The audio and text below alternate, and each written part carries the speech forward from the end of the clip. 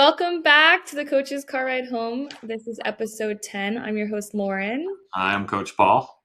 and we are excited to be back in our home studios this week to bring you another episode. We just came back from the A6 tournament. That is our regional volleyball tournament. The end of the year, last chance to get the bid, and our last tournament until June, mid-June. So we had a great weekend. We gave our girls the entire week off, so we have also been at home relaxing, and we are excited Rest to bring time. to you. Yeah, rest time. I guess we should do a quick tournament recap. We played in the top division, which was the bid division, and went. What did we go 2-1 on day one? No, we went 1-2 on day one. 1-2. We had to go 2-1 to stay in gold, and we lost a close game from who knows why. Just one of those that went the wrong way at the end. It was tight. Could have gone either way, and then wound up in the second half of the division, so we were out of contention pretty much for a bid. And had a good day on day two. Went 2-1. Yeah, overall it was fun. A lot of good teams, great quality of competition. I mean, Florida's got great volleyball teams that are all so tight. It could have gone anyway. Any number of teams could have won. So Yeah, yeah, it was really fun to play some teams that we've seen a couple times throughout the season. It was fun to go and cheer on some of the teams that maybe we've, made some friends with. right. We got to actually play a team that we haven't seen since the first tournament, which was back in January. Yeah. Um, and one of the best teams in the state. And we played some of the best volleyball that we've seen our kids play. And, we came up short in that game. That was our loss on day one, one of them. But yeah, it was great volleyball. And, over the whole weekend, we saw ups and downs. And that's just kind of how our season has gone is we see all these really great moments. And then we see these moments where we don't even recognize our kids. So Mhm. definitely has gotten better. We've definitely seen more of the positive, but we just still have some stuff to work on until June. But Well, AAU is still going to be fun. yeah, now we're going to talk about just what you were saying. How do you measure improvement from the beginning of the season to the end of the season? You see the kids all week long for many, many weeks in a row, and the parents see them over and over again. So it's hard to know that they got better because you're still right where you were competitive wise. But I see an amazing, tremendous improvement from the beginning of the year if you think back to where they were and where they are. And I think, one of the things you do early on is to try and set goals for the season. So now's the time to replay those goals and see if they've achieved them. Yeah, definitely. And talk or looking back at the beginning of the season and remembering these kids that we saw at tryouts, and it's not even a full year that we've seen them, but they seem like completely different kids. I mean, we got them hitting the ball harder. We got them talking more on the court. We got them moving faster. And it is difficult, I think, as a parent and maybe sometimes as players and coaches, because the game is also getting better around you. So you're not the only one that's improving. Everybody's improving. Everybody's improving. Everybody's practicing 3, 4 days a week, taking private lessons, doing all kinds of strength training and agility training and jump training and whatever. So Right. it's hard to measure yourself against other teams and other players, but it's a lot easier to measure yourself against where you were and where you are now. Yeah, and I think one of the cool things that we started doing as a club is, and in the older kids, is we do the vertical testing at the beginning of the year and agility testing. And we did this in college as well. Just at the beginning of every season, at the beginning of every preseason, we would test and see where we were and where we wanted to be, and we set goals based off that. So I think for our kids going into the 15s year next year, that will be a good thing for them as well. And going into the end of the season, but also summer to reset some goals looking forward to the next season. Yeah. I mean, let's talk about some of the improvements we saw. I mean, you mentioned a couple of things, but one of the big problems we had early in the season was we just couldn't block. We had some tall girls and we had some girls that could jump real high, but we were just not getting blocks. And then in this last tournament, we had one of our players who's relatively new to volleyball get 3 or 4 blocks in a row against one of the best teams in the tournament. And that was, for me, was like, wow, that's awesome, because we got through to her, we trained her, we got her doing the right thing and it was paying off. And I think she saw that as well. And then, like you were saying, faster to sets, harder hits. We also taught them a lot of different defensive schemes, and to see all that stuff kind of clicking now when you look back 9 months ago and they didn't know any of this stuff. So those are the little wins that we get along the way. Yeah, you said, over the last 9 months, right? That is a long time. And we only got the game like experience. I think we played 8 tournaments. Yeah. I think we played 8 tournaments, and to practice and practice and practice, you see the improvement in the games. And if you're playing only 8 tournaments over 9 months, you might not recognize it until, like you said, this last one. And it might only be a couple points in one game, but that is a huge improvement. If they've been working on their short serve all season and then they go out there in one game and maybe do 5 short serves, that's an improvement, because once they do it in the game, it gives them the confidence. Oh yeah, this is what I've been working really hard for, and I can do it. Yeah. We had a player that you were working with to hit line, an outside to hit line. All year long, she wasn't really doing it. She was hitting cross or into the block. And then in this last tournament, we saw it finally started happening. We've been working all season to get the girls to try and hit to one to get the other team out of system. And we started seeing that happening. So sometimes the things take time, but they do come along. Yeah, And their volleyball smarts and IQ is getting better too. They're growing, they're learning the game, they're understanding why we're doing all these things and executing it. I think even our defense, we saw some really fast volleyball this weekend, and I think our defense did a really good job at reading the hitters in the game and the speed and when it's going to be a free ball and when it's going to be a tip. I mean, that same outside was picking up tips that, were none of her business to get to, but it's because she was reading the ball so well that she was able to be there before the girl tipped it. And that's, again, just the IQ that they're starting to build and polish, I think. What do you think individually they should do now to look back? Should they go back and reread those goals they set? Should they look at game film from day one just as a boost to say, wow, I'm looking a lot better than I did now? I know we take a little bit of footage at tryouts, so maybe it would be fun to show them, hey, here's what you look like at tryouts, and here's Yeah. how much you've grown through the season. Yeah, I think maybe even if you take notes at tryouts, we have our notes from this tryout. Share with them some positive things that we wrote about them, or some things maybe we jotted down needs work on this. And that could really be the thing that they grew in. Right. I do like the idea of watching some game film from the beginning of the year. Pick a game or 2 games at the beginning of the season, and then watch a game that you feel like you did your best at towards the end of the season, and just watch the difference. Right. Right.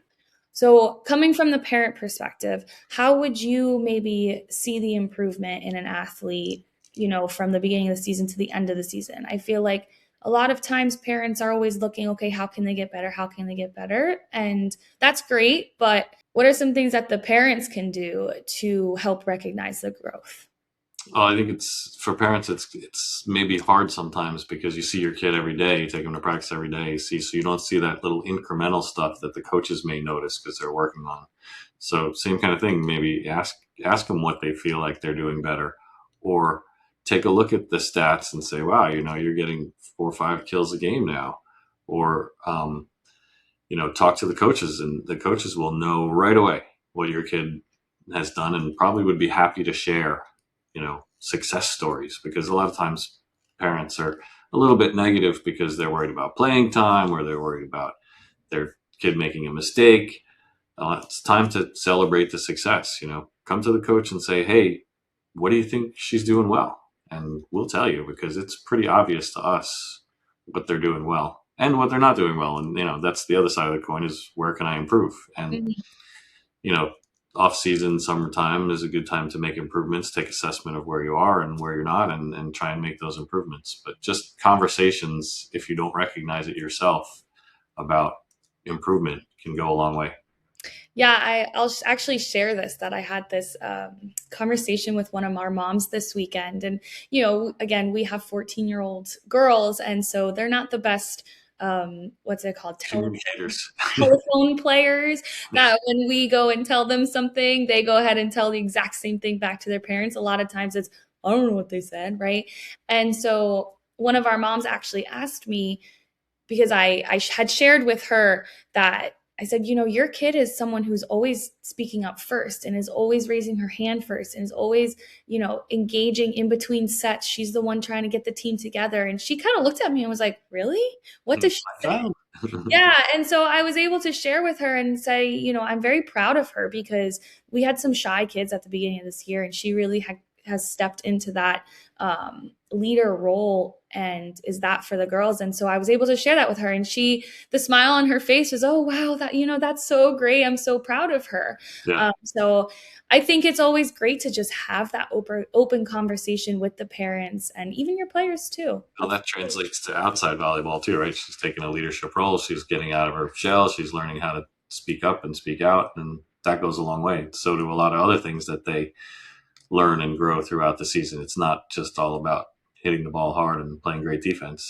It's I about was just about to say, I know we love talking about the sport, but this is so much more than the sport. And I think looking at maybe even the growth of your child, of your player, of your, yeah, learning to talk to coaches, learning to talk to refs, learning not to be afraid of trying new things, confident.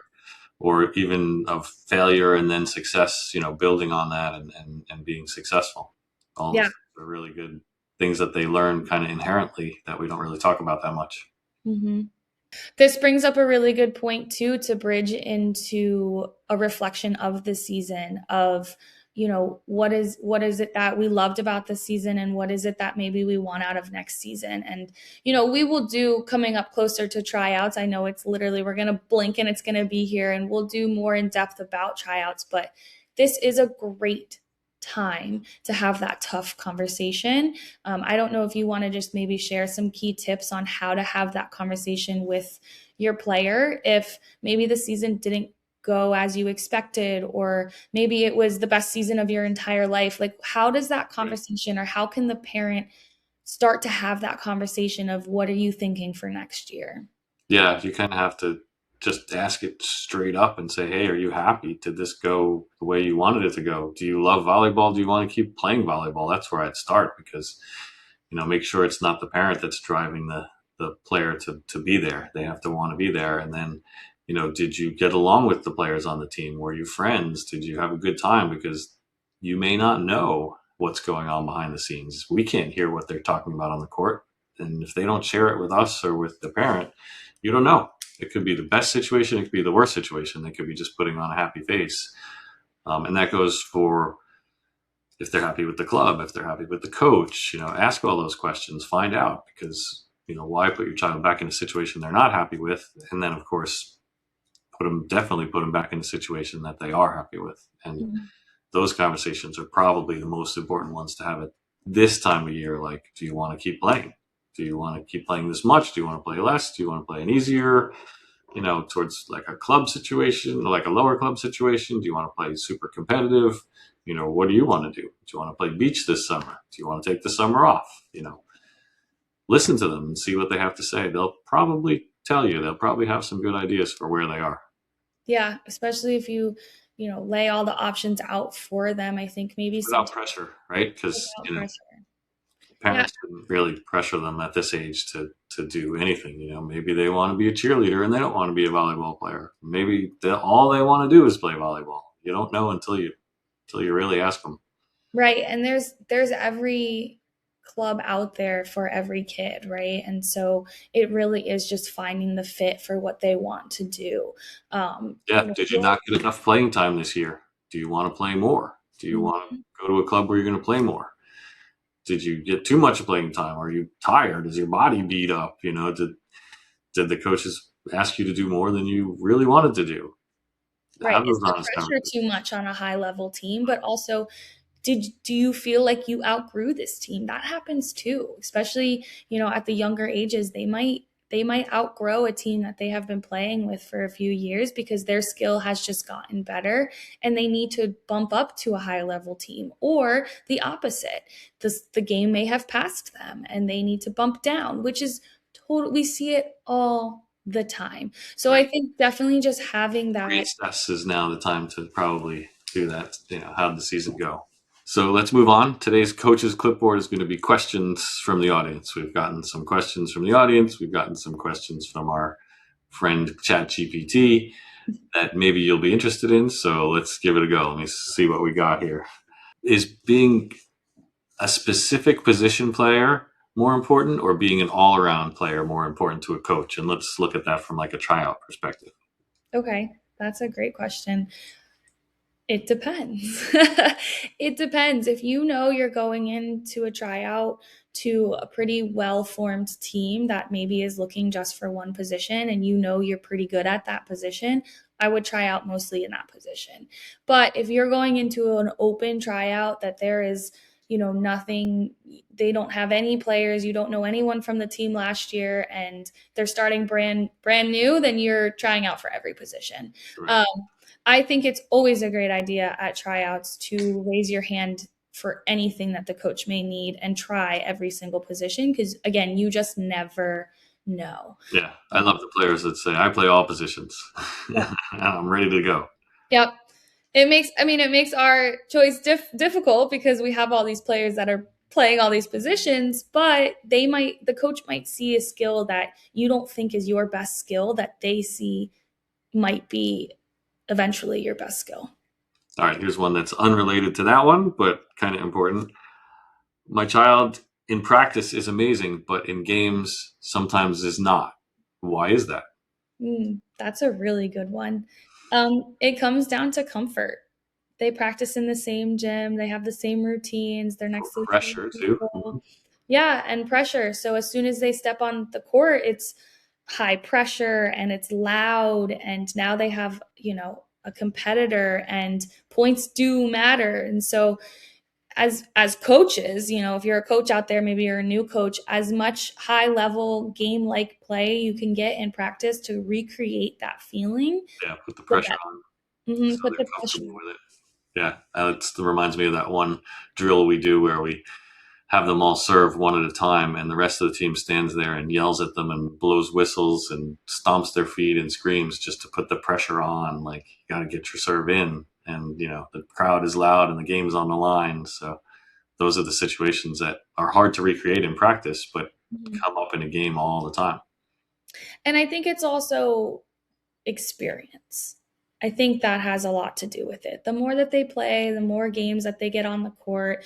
I'm not going to lie to you. I'm playing in adult nationals in 2.5 weeks, 3 weeks, and I still get butterflies when I step on the court. It's just the name of the game. But if you can kind of be like, oh, well, that's excitement and a bear's not chasing me, then that's the good kind of feeling in butterflies. Channel that into play rather than being scared. Channel it into aggressive play instead of crumbling and not being able to play.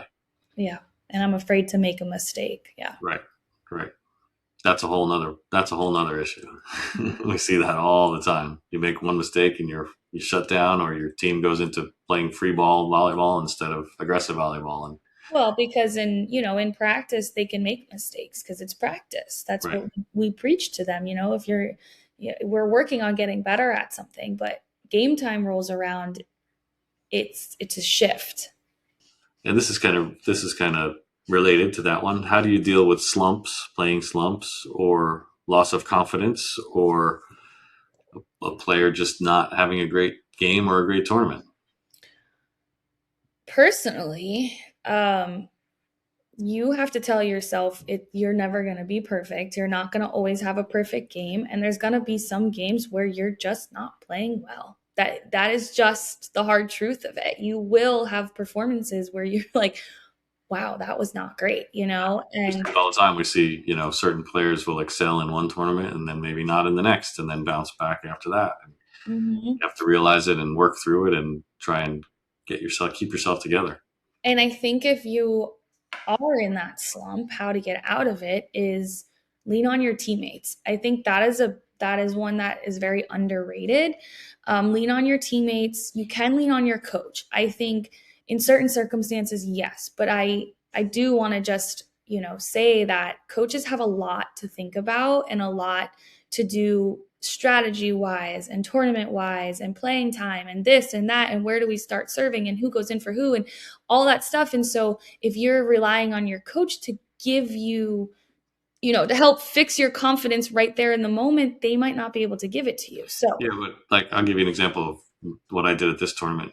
In one of the games, we were coming up against a really good team, and felt like a couple of our players were just didn't have the confidence they wanted. And so in pregame warm up, I went up to each one of those two or three and said, "I think you're going to have an amazing game. I believe in you.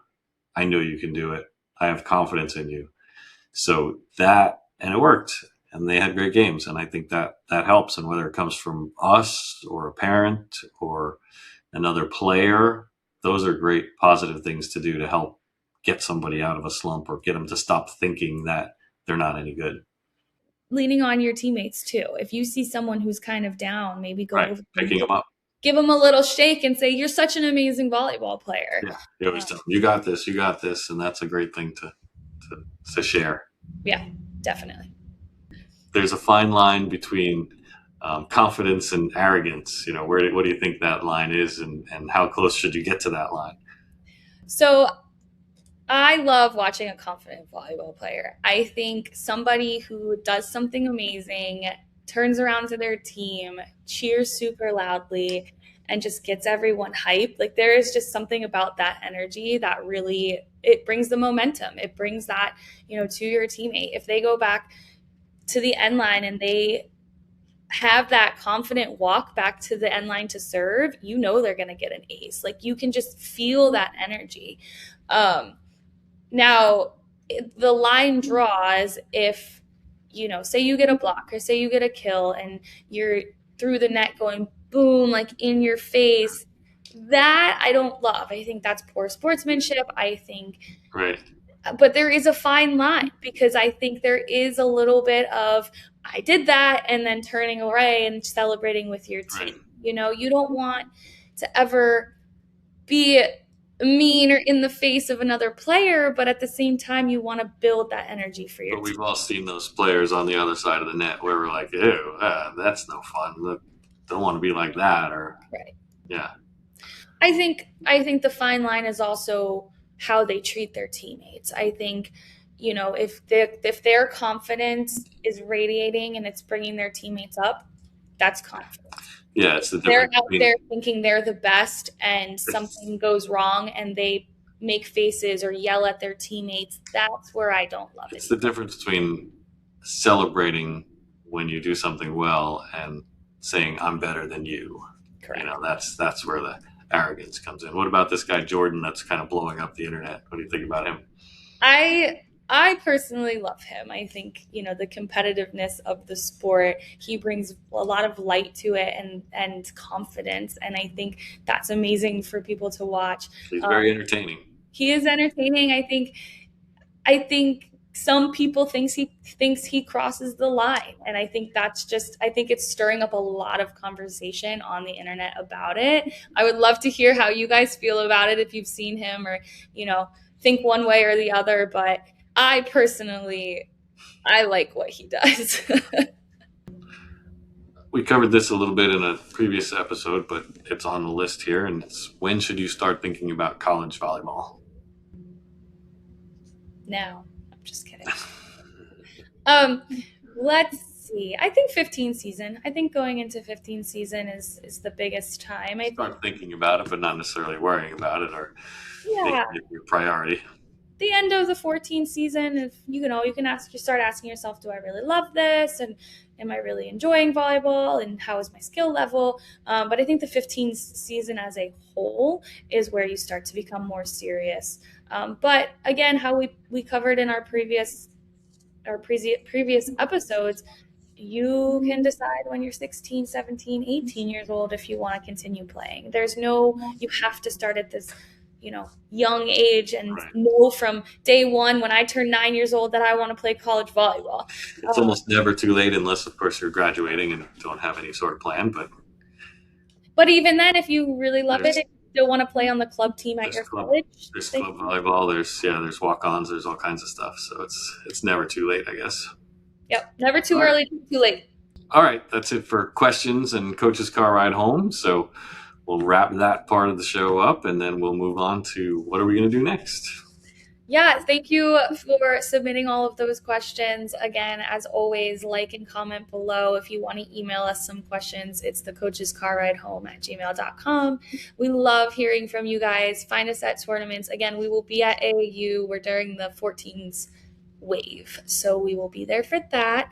I think we're playing 14 Premier. Yeah. Come say hi, ask us more questions. And in our upcoming episodes, I think we're just going to really start focusing on what we're going to do over the summer and how to prepare for maybe school ball for high school, and what should we be working out and how much, and also just looking at tryouts. And then let's dive a little deeper into tryouts and what parents will give you a little bit of the inside scoop at what goes on, at least at our tryout, but it's different for every club. Right, behind those closed doors, what's going on, and what are the coaches actually looking for, and why did my kid get picked or not get picked? And sometimes you don't even get an answer, you just get a rejection. So we'll talk about those things.